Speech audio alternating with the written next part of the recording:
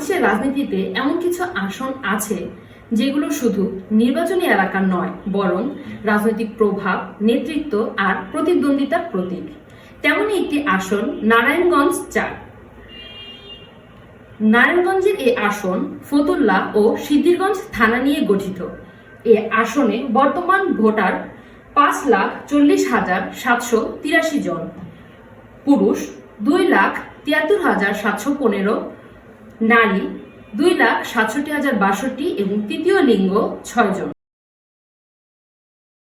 ১৯৮৪ সালে পুরনো ঢাকা ভাগ হওয়ার পর এই আসনের সৃষ্টি। এ ভোটে প্রথম সংসদ সদস্য হন এম এ সাত্তার জাতীয় পার্টির প্রার্থী হিসেবে। ৯০-এর গণ আন্দোলন, এরশাদ পতনের ডাক, সারা দেশে আওয়ামী লীগ বিএনপি সহ গঠিত হলো ১৫ দলীয় জোট।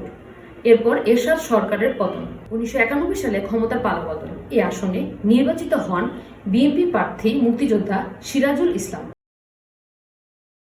১৯৯৬ সালের ফেব্রুয়ারিতে নির্বাচিত হন বিএনপি প্রার্থী মোহাম্মদ আলী। তবে এ সংসদের সময় ছিল মাত্র কয়েক মাস। একই বছরের জুনে নির্বাচনের জয় পান আওয়ামী লীগের শামীম ওসমান।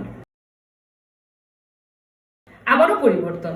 ২০০১ সালে নির্বাচিত হন বিএনপির মোহাম্মদ গিয়াসউদ্দিন। নারায়ণগঞ্জ ৪ যেন হয়ে ওঠে দুই বড় দলের প্রতিদ্বন্দ্বিতার গুরুত্বপূর্ণ ময়দান। জনসংখ্যা পরিবর্তনের কারণে নির্বাচন কমিশন আসনের সীমানা পুনর্নির্ধারণ করে। এই আসনে জয়ী হন আওয়ামী লীগের সারা বেগম কবরী। বিরোধী দলগুলোর বয়কটের কারণে শামীম ওসমান বিনা প্রতিদ্বন্দ্বিতায় নির্বাচিত হন। ২০১৮ সালের নির্বাচনে একাধিক প্রার্থী অংশ নিলেও এলাকায় ক্ষমতাসীন জোট দাপটে থাকে। জুলাই গণঅভ্যুত্থান এবং হাসিনার পলায়নের পর ৬ আগস্ট ২০২৪ থেকে আসনটি শূন্য রয়েছে। অন্যদিকে ২০২৬ সালের নির্বাচনে আচরণবিধি লঙ্ঘনের অভিযোগে কয়েকজনকে জরিমানা করা হয়, যা প্রমাণ করে প্রতিদ্বন্দ্বিতা এখনও তীব্র।